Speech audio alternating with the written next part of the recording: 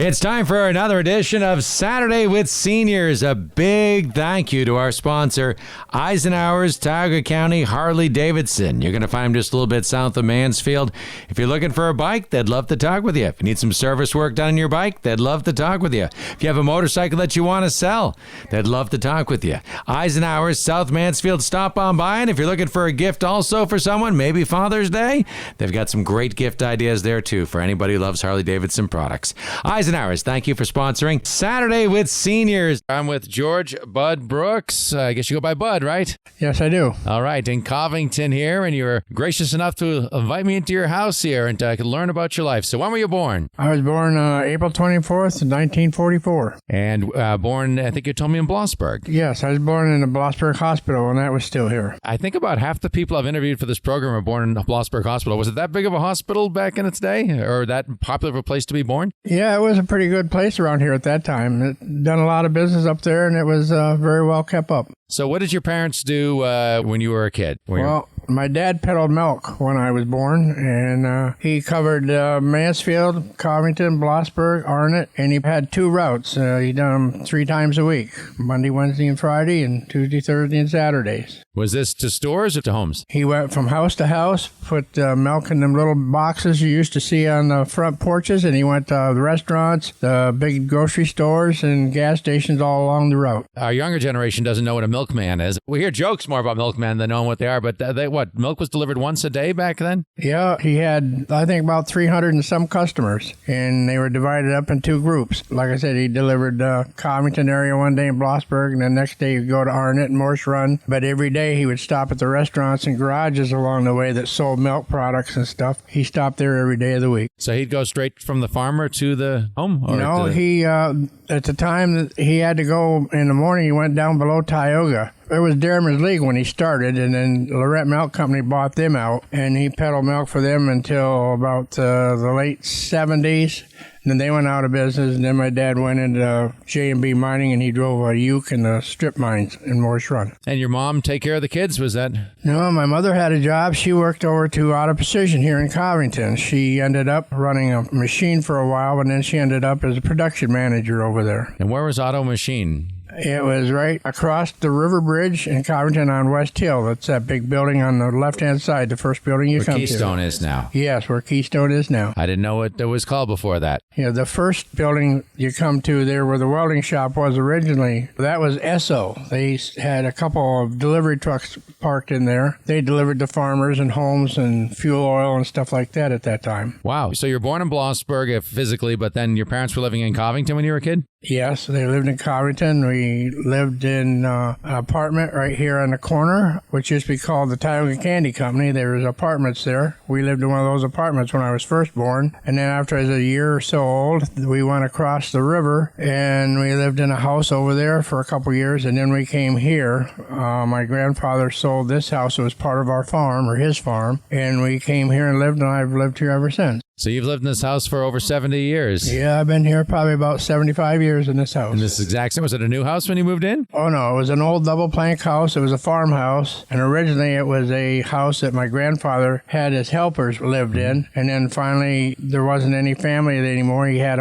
just one person working for him. And he stayed in their house, and then this was empty. So he offered it to my parents to buy. And then my dad and mom bought it off of him. Now, we're about a quarter mile out of the blinking light in Covington, not too far from in town. When you were a kid, was there running water, electric here? What type of utilities? We had water. We got our first TV set. I can remember that. We got a Stromberg Carlson. I've never heard of a Stromberg Carlson.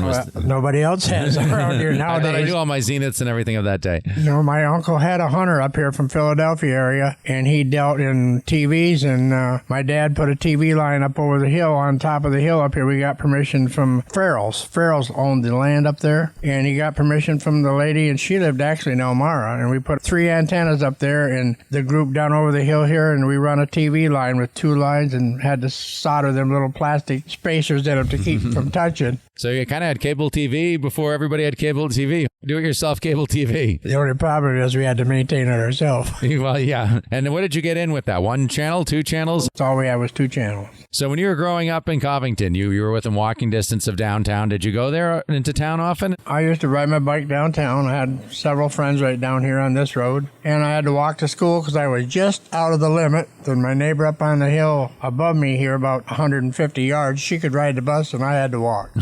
Now you went to, when you say to school, the Covington school? Went to the Covington school until I was in 7th grade. I done my 7th grade in Covington, which was, I think, 1957. And then they closed the high school down and we went to Blossburg in 1958. When the school closed down, what was everybody's feeling? Were people sad that it was going away, or were people excited that they were merging into a bigger school? What was the feeling back then? Well, we didn't have much choice. Matter of fact, we didn't even know what was going on. At that time, it wasn't like when... Now we have school board meetings and people are screaming and yelling and opinions are blaring, but then you just did what they told you. Yeah, they carried on, and I came out of my 7th grade and came home, and we got a letter in the mail that we had to be at school at such and such a time on the next year because we were going to go to Blossburg. We merged with Bloss, and the elementary, 2 of their grades came down here, and then all of our high school went to Blossburg. So you did get to ride the bus then? Oh, yeah. So there was a silver lining to it. Got to ride the bus. Yep, my bus driver's name was Frill Beatty. So tell me about the Covington school. You went there until, you said 7th? 7th grade. I finished my 7th grade there. My brother graduated that year. He was the last graduating class we had. Were the classes getting smaller? Is that why it closed, or was it like it is now? They just keep merging and getting bigger and bigger. Was it more of a merger? Idea. The classrooms were really full at that time, but they decided that Blossburg wanted to come down here, and they thought we'd get a better education if we went to Bloss, a little bit bigger school, and had more to offer us up there than we had here. Yeah. And Covington School had a basketball team, right? That's what the school, I understand, was pretty well known. Was there a mascot or a name for the team, or was it just the Covington? No, just the Covington High School. That's the only school I know that didn't have a team name or a mascot. Or... Yep, but they really battled. Mansfield and Blossburg were real rivals for us. That's neat. So any other memories of school, what it was like going to Covington School? I enjoyed it down there. I got along real good. We had good teachers there for a small school. I remember one teacher especially was Ann Ripple. She lived in Mansfield. She was an English teacher, and I always had a real bad time with English. And she was patient and got me through English and got me to do English very well. She'd keep me in my study halls and stuff, and she'd just teach me individual. And I thought she was a great lady, great teacher. Tell me about some of the things that you did in school. When you went out of recess, did you play games or? We had soccer. We had a soccer team here at one time, and we played baseball. We had baseball field on the back there, and then we had swings and teeter-totters, stuff like that. We'd go out for 15 minutes and have a break, but it was very well controlled anyway. Yeah. Kids were a little more respectful of their adults at that time period? I think so. Or they had no choice. The adults were in charge as opposed to sometimes now. Not like today. Yeah. What else was town like? Covington was quite a bustling town, I've learned from people that were around the day. Well, in the summertime when I got old enough and got my first bicycle, we ride downtown and we get together and ride up and down the streets. And it seems like we knew everybody in town. I mean, you go up and down the sidewalks, and the people would be outside in the summer, and everybody would holler at each other, and you'd stop and talk to them, and I think we knew every person in this town at that time. And now I go downtown and I don't know anybody. They don't look at you or wave or nothing. You just go by. That's a shame that things have changed like that. Yep. We had 3 grocery stores at one time in this town, and all 3 families made a decent living. And on the weekend, Friday nights and stuff, the town would be just packed with people getting groceries and stuff. I remember Marvin's Market, that closed in the late probably 90s. Yep. The Marvin Brothers. And that was such a neat piece of history. I hated to see that go. There were still shopping carts and a little teeny grocery store. Yeah. Were the other grocery stores that sort of size? Right across the street there now, there's a upholstery shop and it's apartments now. That was Zimmer and Beatty's store. They had a typical the same thing. They had a big chopping block in the back with a huge piece of cheese on it they used to cut. The big wheel. Yep. And then the next place up where it's the antique store now, that was called the Red and White store. Ambagachik and Fran ran that store. And they had a little more stuff. They had the clothes and shirts and pants along with the groceries. And they had good meats. And he also had a little tobacco business. He sold tobacco to gas stations and stuff all through the valley in Tioga County. And that's how they got their cigarettes back at that time. And every Saturday, my brother, when he was in high school and got his driver's license, he'd deliver to gas stations and places from here clear to Westfield. Very interesting. Tioga County grew quite a bit of tobacco. I think of the town of Tioga when I think of tobacco back then, but were there tobacco farms in this area in Covington as well? No, I didn't realize we had any tobacco farms in this area, mostly dairy farms. Yeah. Did your family get your groceries in Covington? Yeah, we went down to Almond Fran's because Almond Fran and my parents were good friends. They had two small boys, Steve and Mike. Yep, not quite the selection you get in a huge grocery store now, but it was more staple items then, too. You weren't buying frozen meals ready to go. You were buying your ingredients to make the meals. Exactly. What else happened in town? I know there was a diner at one time in town. I've only seen pictures. I never talked to anyone who dined there. Maybe I will right now. Yeah, right where the post office is now, there was a little diner. It was like on one of them train cars.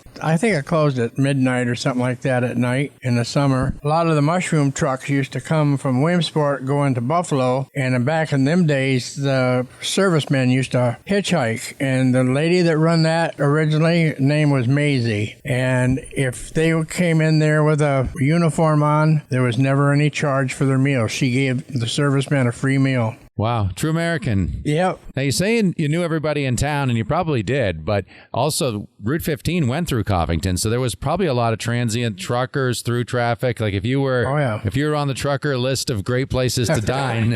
Yeah, a lot of mushrooms, and they all stopped there every time they went through. And where were they parked? Right on the side of the road. There's not many spots to park a tractor trailer on Old 15 They parked now. right on the street. That was it. And besides the diner, were there other restaurants in town too? No, that's the only one we had in town at that time. And then later on, they opened a small restaurant up across from where Hilfiger's bus terminal is now, directly across the road. It's a house that they redone it over, but that used to be a small restaurant. There used to actually be a small little gas station right there. It had two pumps, and they pumped gas right next to it, and that was there for quite a while. Now, the Colonial Inn, that existed before. Oh, yes, that's been there as long as I can remember. Burned down, but there was one before. Okay. Yeah, the night that burnt down, I mean, it was a cold winter night, and I can remember that. The next morning, went down, looked like a diamond mine because all the trees were froze over with the water from the fire. It was quite a fire. After, when they built it, the guy that was rebuilding it, he lost his life out back the day. There was a little called the Snack Shack at one time. It was a fountain ice cream stand and stuff the kids used to go to. Behind that's gone, right beside it. Yeah. Where the parking lot is now. And they used to go in there and had the old soda fountain jerks, know, and the guy there said he was digging on his property and they were putting the sewer and the water line in the back of the Colonial, and he came out the back door with a shotgun and killed the man that was doing it at that time. Wow. Tragedy. So, it was. Yep.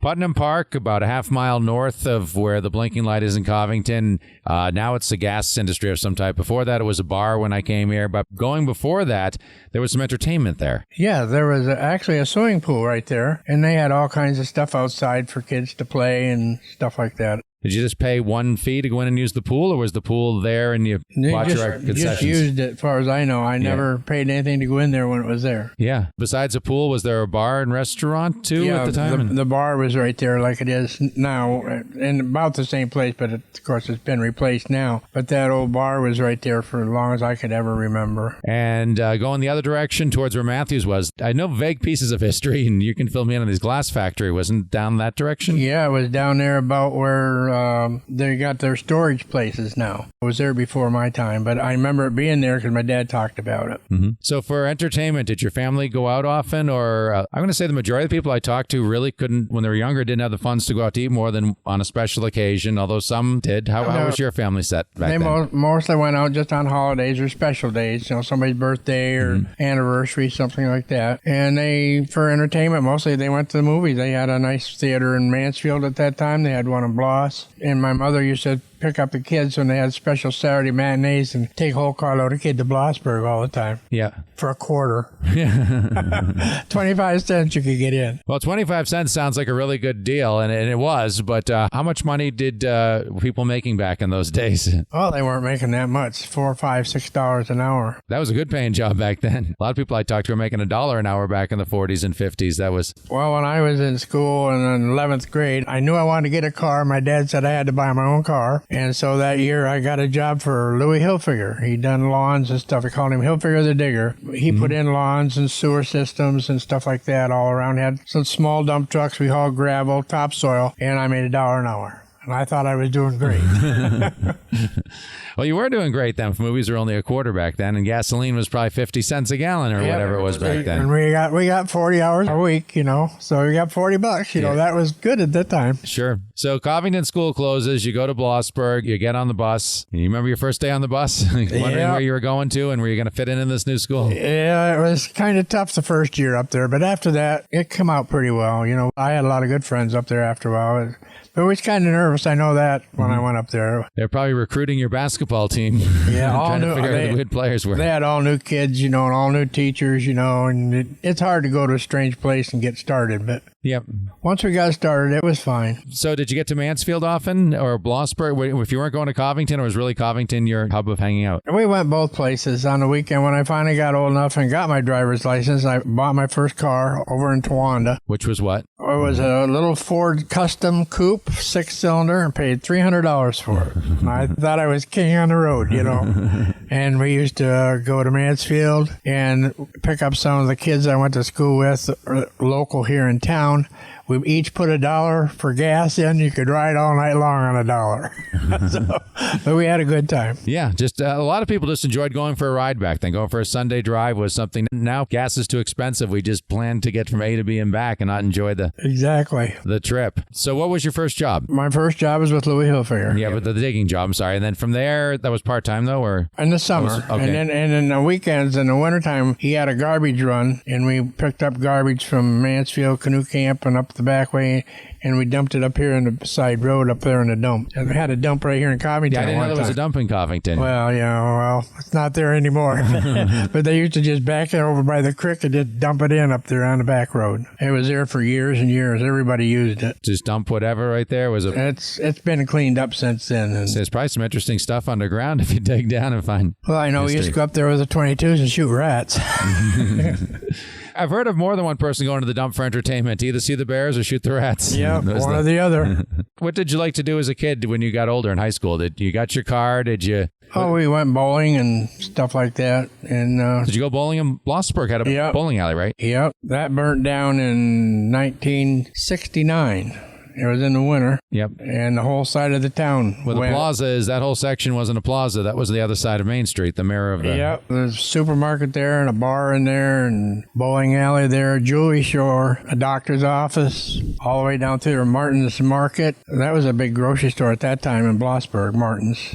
On the very end up there was a nickel dime shop. That lady had anything you could think of. If you wanted it, it was in that store someplace. She said, I've got it. You just have to find it. But that's where the fire actually started, in her basement. They had a gas leak, and the gas people went down, and they flipped the switch. And when they flipped the switch, it blew up. And that's actually what started the fire. And then they got it out, and it took off. I think it was in the middle of the night, I think it started, and it was like January 29th when it started burning. The last fire truck never left there till February the 1st. Wow, that was a huge fire. Yeah, they were all probably connected, and the wood walls and stuff, they were so close. It was just like one big, long building, really. We build things a lot safer in that sort of aspect now. Some things I think we overdo, but that one might be a good one. Yeah. So you remember the trains coming through town. The tracks were here until the flood of 72. 72, yep. When I was a kid, we used to hear the train coming, and it had a siding here, right by the station. So there was a station on East Hill Road, just near where the creek comes through. Yeah, right where the railroad, I don't know if you know where the railroad, right along the creek, where the railroad went. There was a big station there. It had a pretty good sized station right there. And they used to bring railroad cars in with feed on. We had a feed store on the other side of town. And he used to get 2 or 3 boxcars full of feed brought in. And then they'd haul from there over to the feed mill. And when we knew that was coming, us kids used to ride our bikes up, and we'd ride up the ramp. It had a ramp in there. You could drive, put your bikes right inside the station. And the man that run that, I think his name was Snyder at the time. And he was a nice old gentleman. He used to let us ride it inside. If it rained, you could ride inside of the building. He didn't care as long as we didn't hit him. The building was that big? Oh, yeah. We rode our bikes in there, yep. And when the train stopped, he would go and see the engineer. And he'd say, I got some kids that want to ride the train, because the train actually went to Bloss, turned around and came back and went back to Corning.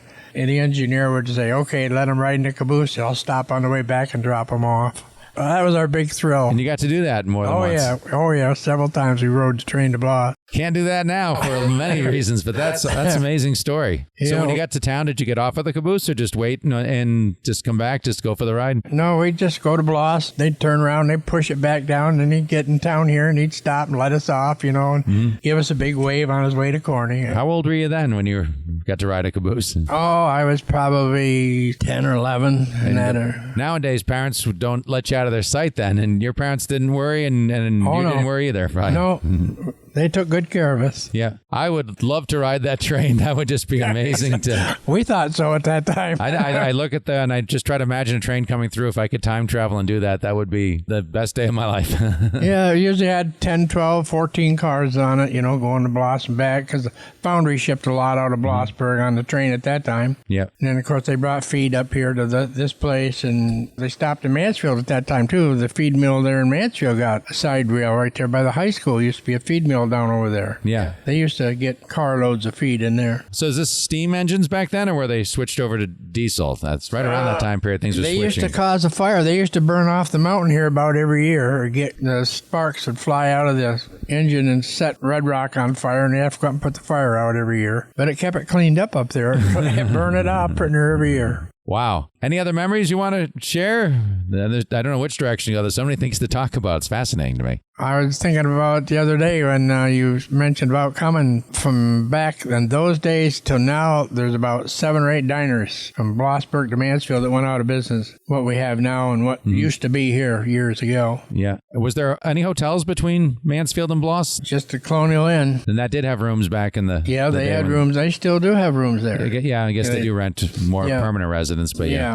But that was about the only one we had. Mm-hmm. But before we wrap up, you're still working, aren't you? This is kind of an amazing thing. Oh, yeah. I drive school bus. I've drove school bus since year 2000. I went down to help out. They asked me to come down as a substitute driver 1 or 2 days a week, maybe if they needed help. Well, that didn't work out too great because when I first got my license, I went in and said, everything's done. I got my license, and Tricia Hall, which was running the bus line at that time, she said, "Oh, I got to run for you." And at that time, I was working for Hall Bakers, and I got laid off usually in November. And there was a lady that went to Florida in December, come back in April, and I'd done her bus run all winter for about 7 or 8 years in a row. So it wasn't too much part-time. Yeah. And then she turned around when I retired. She says, "I got a bus run for you." And I said, "Okay." So I started down to Tioga, and I drove at Tioga School for 7 years, had a bus run every day. And then one time, one of our drivers in Southern, he retired after driving for 32 or 33 years. And she says, "I got to have you up here." She said, "I need you in Southern." And I come up to Southern, and then she gave me the trips to do basketball, do the sports. And I really enjoy that. The kids really have a good time on the bus. And I enjoy driving the bus. I like to watch the games. I like to watch the kids play the sports. It's interesting and very good. You're still a bus driver. Are you the oldest bus driver? Oh, no. There's a guy down there right now that's driving my bus. He's 82. And I'm only 79. So I intend to go back, be there next year. Yep. So not going to give it up because I enjoy it very much. Yep. I enjoy the kids. It makes my day. Yep. And you have KC101 on the bus? You got a radio? Oh, yeah. Number 1 button on the bus. All right. 101.5. Well, great. So hello to the kids that you've driven over the years and continue to drive them. I'm sure they'll say hello to you. They do. It amazed me. One time I was at a football game about 3 years ago. I was at Blossburg. I took the band up there, and I sat there, and I have a lawn chair I carry in the back because I don't like them hard benches. And I was sitting in my lawn chair, and somebody grabbed me from behind. It was 3 of the baseball players from the year before.